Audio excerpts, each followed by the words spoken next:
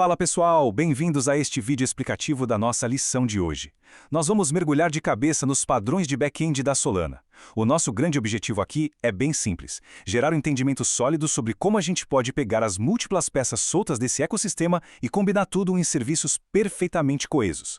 Basicamente, nós vamos descobrir como essa verdadeira linha de montagem é projetada e construída na prática. Bora lá!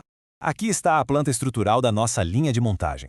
O nosso mapa passa por, primeiro, a fundação da arquitetura, segundo, o padrão de adaptador, depois, o poder da idempotência, na sequência, como sobreviver a falhas RPC e, por fim, a etapa de testes seguros e simulados. Número 1. A fundação da arquitetura. O que fica on-chain e o que fica off-chain.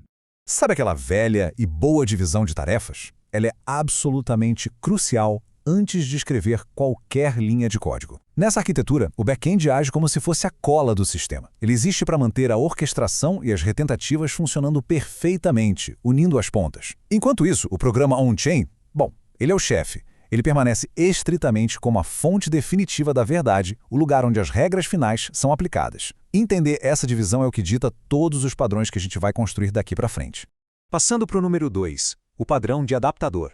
Pensem o seguinte: lidar com protocolos externos pode virar uma bagunça bem rápido. Para domar essa complexidade, nós usamos o que chamamos de padrão de adaptador de protocolo. Na prática, ele garante que cada protocolo externo da Solana seja mapeado para uma única interface unificada dentro do nosso sistema. É meio que um tradutor universal, sabem? Isso significa que a construção das transações fica totalmente isolada da lógica de envio para a rede, o que cria interfaces super fáceis de testar.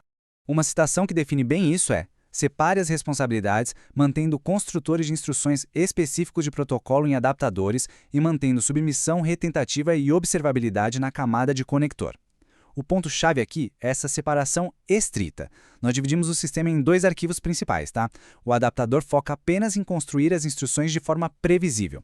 Já o conector assume a bronca de orquestrar e fazer as chamadas de rede. Funções que preparam ou enviam transações vivem exclusivamente no conector, mantendo tudo super organizado. Chegamos no número 3, o poder da idempotência. Um nome complicado para um salva-vidas incrível. Para facilitar, vamos pensar na chave de idempotência como aquele número único que vem no recibo do cartão de crédito. Se a máquina do cartão travar e reiniciar, aquele númerozinho ali impede que uma cobrança seja feita duas vezes, certo? No nosso back-end, esse identificador faz a mesma coisa. Ele detecta tentativas repetidas. Se uma operação já rodou e deu certo, o sistema simplesmente devolve a assinatura prévia na hora. Isso cria literalmente um escudo contra execuções duplicadas na blockchain. O fluxo para isso rodar perfeitamente parece mesmo uma linha de produção. Passo 1. A chave de idempotência é gerada ou recebida. Passo 2. Instruções determinísticas são construídas a partir dela. Passo 3. A transação é submetida para a rede, já preparadinha para lidar com retentativas se falhar. E o quarto passo, que é onde a mágica acontece de verdade, é persistir, ou seja, salvar o mapeamento entre a chave e a assinatura de sucesso. É esse registro salvo que vai proteger o sistema caso a mesma chave apareça de novo no futuro. Mas olha só, um detalhe técnico aqui é absolutamente inegociável. A construção da instrução tem que ser 100% determinística. Em outras palavras, se as mesmas entradas lógicas forem usadas, o pacote final enviado para a rede tem que ser idêntico, literalmente, byte por byte. Nós usamos ferramentas de serialização canônica para garantir isso, porque se houver um bytezinho sequer de diferença a cada tentativa, as nossas proteções de idempotência simplesmente não vão funcionar. Tópico 4. Sobrevivendo a falhas RPC. O que fazer quando a rede decide não colaborar? Vamos ser sinceros, o mundo da rede externa pode ser bem hostil, então regras de sobrevivência são essenciais. Regra número 1. A gente assume que toda falha RPC inicial é só passageira. É aqui que ferramentas como P-Write brilham, aumentando o tempo de espera aos poucos, o tal do back-off exponencial, para não metralhar e derrubar os nós da rede. Agora, preste atenção. Fluxos que não têm proteção de idempotência jamais devem ser retentados cegamente. E se o erro for permanente, tipo falta de fundos na carteira? Aí o erro tem que ser propagado imediatamente e a gente interrompe tudo. E qual é o nosso número mágico para essas retentativas? 5.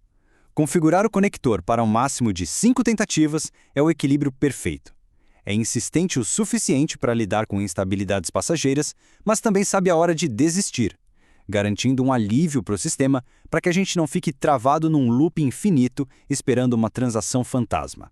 Outro superpoder que a gente tem é o Batching RPC, ou agrupamento de requisições. Imaginem isso como um sistema de caronas. Em vez de cada requisição pegar seu próprio carro e ir lá para o nó da Solana, gerando maior congestionamento, nós colocamos várias requisições no mesmo veículo. Uma única chamada de rede faz o trabalho de várias. Com isso, a latência despenca e o fluxo do sistema fica impressionantemente mais rápido. E para fechar nossa linha de montagem, o número 5, testes seguros e simulados. Existe um contraste gritante entre os mundos dos testes. Fazer testes na DevNet usando fundos reais é um processo super lento e traz muita dor de cabeça na hora de tentar simular uma queda de rede. A alternativa? Testes locais. Usando bibliotecas de stubs e mocks como o Sinon, por exemplo, o risco financeiro vai a zero. Dá para simular falhas transitórias com precisão cirúrgica, provando que o back-end aguenta o tranco sem gastar nenhum centavo real na rede. É por isso que os nossos testes unitários têm que ser implacáveis. Para colocar o conector em produção, nós precisamos afirmar com certeza que as retentativas acontecem um número exato de vezes que a gente configurou, a idempotência está barrando as chamadas duplicadas e erros que não podem ser retentados estão falhando rápido. Quando tudo isso passa nos testes, aí sim, nosso back-end está blindado de verdade. E para fechar, eu deixo uma reflexão. Toda essa infraestrutura, as chaves de idempotência, o tratamento de erros, nada disso existe só por existir. É a base para o que vem pela frente.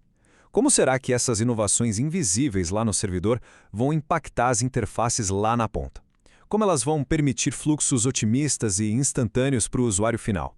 Bom, esse é exatamente o nosso próximo passo lógico. Espero que este guia tenha deixado a engenharia por trás do back-end da Solana super clara e interessante. Um grande abraço e até a próxima!